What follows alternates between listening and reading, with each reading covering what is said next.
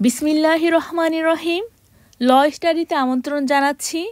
আজ আমাদের আলোচনার বিষয় হচ্ছে examination in chief, cross examination এবং রি এক্সামিনেশন, অর্থাৎ জবানবন্দি, জেরা এবং পুনঃজবানবন্দি হচ্ছে আমাদের আজকের আলোচনার বিষয়।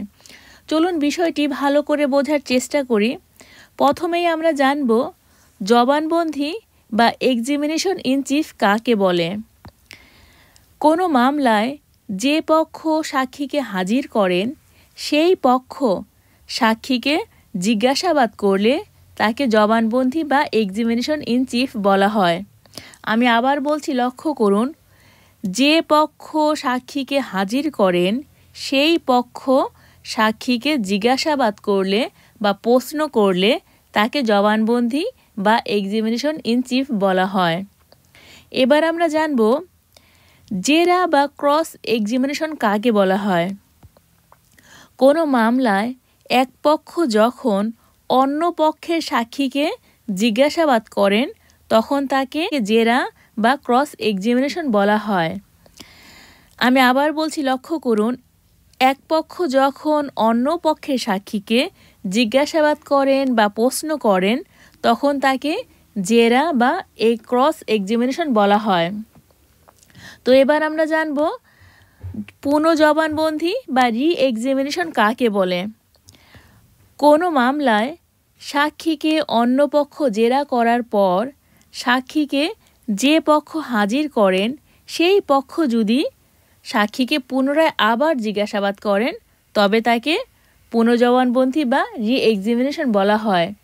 আমি আবার বলছি, লক্ষ্য করুন, সাক্ষীকে অন্য পক্ষ জেরা করার পর সাক্ষীকে যে পক্ষ হাজির করেছেন সেই পক্ষই যদি সাক্ষীকে পুনরায় আবার প্রশ্ন করেন বা আবার জিজ্ঞাসাবাদ করেন তবে তাকে পুনঃজবানবন্দি বা রি এক্সামিনেশন বলা হয়।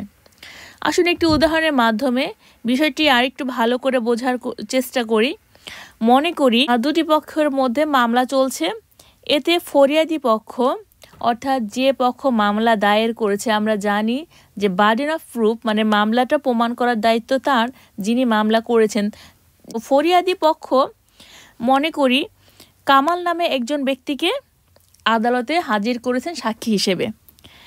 এখন ফরিয়াদি পক্ষ কামালকে প্রশ্ন করেন বা জিজ্ঞাসাবাদ করেন, সেটাই হবে কি জবানবন্দি। আর এই জবানবন্দি নেয়ার পর অন্য পক্ষ বা আসামি পক্ষ যখন এই কামালকে প্রশ্ন করবে বা জিজ্ঞাসাবাদ করবে তখন সেটাই হবে জেরা। আর এই জেরা হওয়ার পর যখন ফরিয়াদি পক্ষ যিনি সাক্ষীকে হাজির করেছেন সেই পক্ষ যদি আবার পুনরায় এই কামালকে এই সাক্ষীকে যদি প্রশ্ন করে বা জিজ্ঞাসাবাদ করে সেটি হবে পুনঃজবানবন্দি। আশা করি আমরা কিছুটা হলেও জবানবন্দি, পুনঃজবানবন্দি এবং জেরা সম্পর্কে ধারণা লাভ করতে পেরেছি। একটি বিষয় জেনে রাখা দরকার যে সেকশন 138 অনুযায়ী প্রথমে সাক্ষীর জবানবন্দি গ্রহণ করা হয়, তারপর সেই সাক্ষীকে অন্য পক্ষ জেরা করবে, আর তারপরেই সাক্ষী হাজিরকারী পক্ষ যিনি সাক্ষী উপস্থাপন করেছেন সেই পক্ষ প্রয়োজন মনে করলে পুনরায় আবার কি করবেন, জবানবন্দি গ্রহণ করবেন। আর এই কথাটাই বলা আছে সেকশন 138-এ।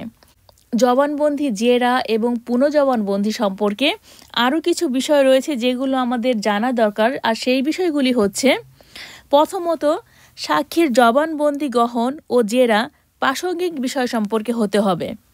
দ্বিতীয়ত জেরার মূল উদ্দেশ্য হলো তর্কিত বিষয় সত্য উদ্ঘাটন করা। তৃতীয়ত পুনঃজবানবন্দির মূল উদ্দেশ্য হলো সাক্ষী জেরায় যে বক্তব্য দিয়েছেন তার ব্যাখ্যা করা। চতুর্থত আদালত অনুমতি দিলে পুনঃজবানবন্দিতে নতুন বিষয়ে কী হবে, সাক্ষীকে জিজ্ঞাসা করা যাবে।